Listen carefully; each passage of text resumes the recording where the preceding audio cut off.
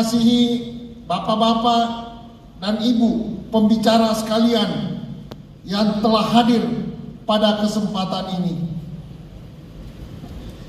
Yang saya kasihi para tamu undangan, yang saya kasihi segenap rekan-rekan FGB Band dan khususnya yang movement. Puji Tuhan, terima kasih kepada Tuhan, disertai ucapan syukur kehadirat Tuhan yang Maha Esa dan Maha Hadir. Kita bersama telah hadir malam ini untuk bersama-sama mengikuti acara pembukaan FGB MFI Young Movement Conference 2022 yang akan berlangsung selama 2 hari, tanggal 28 dan 29 Oktober 2022, hari ini dan besok. Pengurus nasional yang movement dan panitia tentunya telah bekerja keras tanpa lelah mempersiapkan acara yang luar biasa ini agar dapat berlangsung dengan baik dan lancar.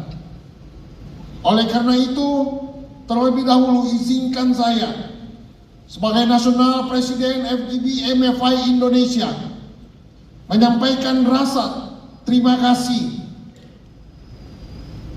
dan Nasional FGB Indonesia disertai dengan rasa kagum, bangga bahwa tepat di hari Sumpah Pemuda ini, tanggal 28 Oktober, Anda sekalian selaku generasi muda dan penerus sungguh-sungguh mempersiapkan diri dalam meneruskan perjuangan FGB MFI Indonesia.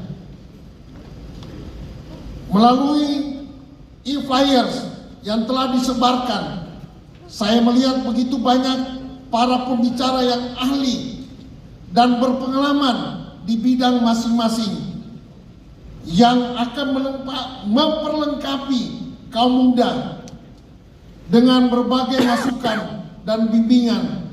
Tentunya bagaimana menjadi pebisnis dan profesional yang handal untuk dapat berkiprah dan meraih kesuksesan di marketplace di Indonesia dan bahkan di dunia internasional. Namun tentunya kita semua juga menyadari bahwa tanpa pertolongan dan berkat Tuhan tidak mungkin kita dapat memperoleh keberhasilan dalam bisnis yang kita jalani dan tekuni sebagai umat Kristen. Kita juga selalu berpegang pada kata-kata dari Tuhan Yesus Kristus yang menjadi pesan istimewa bagi kita, khususnya yang tertuan di dunia, khususnya yang terjun di dunia bisnis, terambil dari Injil Matius 6:33. Tetapi carilah dahulu kerajaan Allah dan kebenarannya, maka semuanya itu akan ditambahkan kepadamu. Nanti kalau ini mau jelas, mesti tanya sama Pastor Jimmy.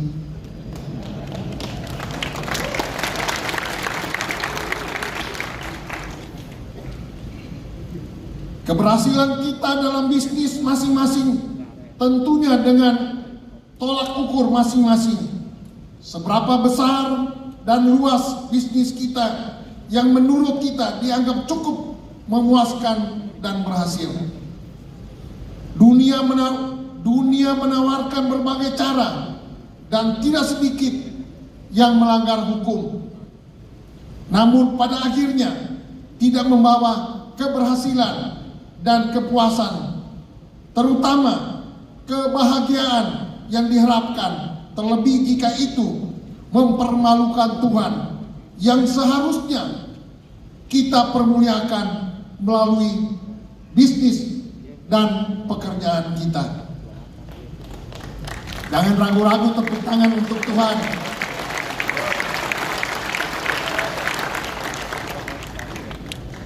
Oleh karena itu, saya percaya bahwa para pembicara yang telah siap akan membekali rekan-rekan muda sekalian untuk berhasil dalam bisnis dan pekerjaan yang digeluti, dan pada saat yang sama mempermuliakan Tuhan dengan berbagai cara.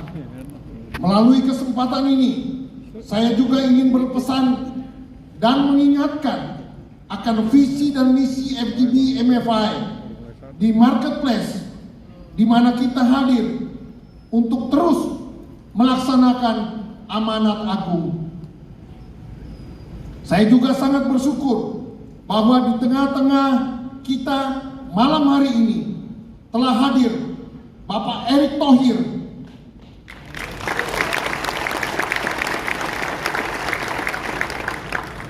yang masih muda selaku Menteri BUMN RI, yang akan menyampaikan pesan dan sambutan beliau sekaligus membuka acara konferensi yang movement kita. Terima kasih, Tuhan Yesus memberkati kita. FGB Men, be strong in the Lord. Secara khusus saya atas nama pribadi maupun sebagai National President FGB MFI Indonesia merasa bangga punya seorang putra yang penuh integritas, penuh dedikasi tinggi. Dia bernama Bapak Erick Thohir. Oleh karena itu, dengan hormat saya mengundang Bapak Erick Thohir untuk menyampaikan kata-kata sambutan.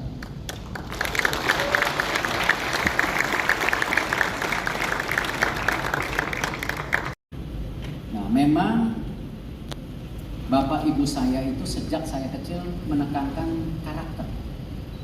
Bapak saya contoh, dia bilang, "Dek, kamu harus sukses, ya, dan kamu harus pintar, belajar, kerja keras. Nanti kalau sukses, ya, kamu bisa menggapai mimpi kamu." Pak Erick bukan jadi anak orang kaya, Pak Erick, ya. Bapak saya dulu umur 10 tahun itu miskin, ya, dari desa yatim, dari kampung yang namanya Gunung Sugi, merantau ke Tanjung Karang untuk SMP, merantau ke Solo untuk SMA, baru ke Jakarta. Ketemu ibu saya. Nah, ketika mereka menikah, ibu saya jualan di Pasar Tebet Barat di Tebet tuh. Ya, itu jualan UMKM, jualan baju untuk bantu bapak saya. Jadi memang saya dari kecil ibu saya itu mengajarkan disiplin, kapan tidur, kapan main, ya, kapan belajar. Bapak saya lebih mengajarkan kepada filosofi. Itu tadi contohnya. Kamu harus sukses. Kalau sukses, kamu bisa menjadikan mimpi kamu, dan mimpi kamu itu akan bertemu mimpi orang. Contoh, buka restoran. Ya, kita buka restoran. Banyak anak muda mau jadi chef. Ketemu mimpinya. Punya klub sepak bola, banyak yang mau main bola. Nah, itu. Uang bukan segalanya, Bapak saya. Tapi kapabilitas adalah yang dihargai orang. Track record Luar biasa. Nah, itu kenapa ketika saya masuk BUMN kan saya juga baca korupsi, banyak utang. Waduh, ini gimana betulinnya? Tapi saya yakin sama seperti bangsa kita. Kalau kita mau tambah maju, yang harus dibetulin adalah karakter kita sebagai bangsa. Sama di BUMN, tidak mungkin transformasi BUMN berhasil tanpa transformasi human capital-nya. Nah, karena itu akhlak yang menjadi fondasi daripada core values-nya. Cuman dimodernin. Ya, ada amanah, ya, ada harmoni, ada kolaborasi, adaptasi. Jadi ada message-message itu buat tadi. Dan kalau kita lihat sekarang, coba BUMN itu kontribusi buat negara 3 tahun terakhir 1098 triliun. Lebih tinggi dari sebelum Covid. Beda 68 triliun. Sebelum Covid 1130 triliun. Kita punya revenue sekarang 2.300 berapa ya, Re? Itu naik 18,8%. Ya. Kita punya net profit sekarang itu dari tadinya 13 triliun sekarang 124 triliun. Artinya apa? Bisa kalau mau, ini saat Covid. Nah, ini yang sekarang, makanya saya yakini bisa kita. Kalau kita bersatu, kita serius, kita bangun ekosistem kita. Bukan ekosistem Cina, bukan ekosistem Amerika, ekosistem Indonesia.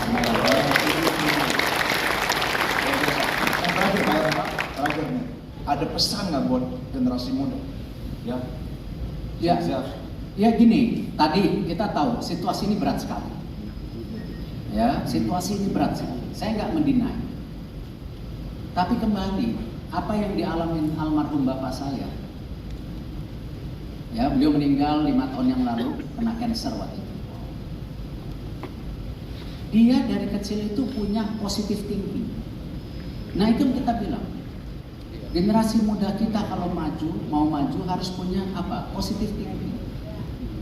Apa itu positive thinking? Mau belajar. Jangan berpuas diri. Ada masalah jangan dihindari, dihadapi, karena masalah itu cuma lewat nanti ketemu lagi di depan. Gitu, ya kan? Gak bisa dihindari, hadapin. Nah, lalu juga yang penting apa? Tadi, jangan karena sudah pinter, karena udah hebat, ya dikasih tahu orang, enggak, udah ngerti. Ya, nggak bisa. Karena ini transisi dulu. Yang kedua, ya penting sekali networking. Ya, bersosial, tapi sosialnya jangan yang salah. Jangan yang salah. Karena apa? Karena kalau pergaulan kita salah, lama-lama kita ikut-ikutan salah. Setuju. Networking. Nah, yang terakhir kuncinya apa? Nih, bekerja pakai hati.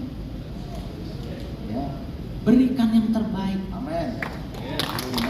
Walaupun hasilnya belum tentu sempurna yang kita seperti kita mau, tapi berikan yang terbaik. Itu penting. Jadi kalau generasi muda kita tahun 1928 bicara bertanah air satu, berbangsa satu, bahasa satu. Tahun 98 rejim daripada politik berubah jadi demokrasi dengan segala pengorbanan yang menyakitkan, ya kita ingat waktu itu, ya saya ingat banget waktu Mei soalnya. Nah, tapi itulah pengorbanan yang kita sudah jalankan. Nah, sekarang eranya generasi muda kita apa? Lebih fokus kepada pendidikan dan ekonomi. Itulah makanya tadi disampaikan. Saya ketika diundang di sini, saya senang. Tidak bicara hanya kebangsaan, tapi kita bicara ekonomi. Itu yang dan ingat, karena ekonomi, karena kesenjangan yang dijual-jual terus, itu yang menjadi perpecahan. Dan itu alat ngancurin kita. Makanya dengan segala kerendahan hati tadi saya bilang, kita harus terus berbagi dengan lingkungan kecil saja. Toh, kenapa? Saya yakin di semua agama sama. Kalau kita bersedekah, Allah, Tuhan akan kasih kita rezeki dari tempat yang tidak terduga-duga. Ya, oke. Luar biasa. Sekali lagi teman-teman, kasih tepuk tangan paling keren buat Bapak Erick Thohir. Tepuk tangan lebih meriah lagi.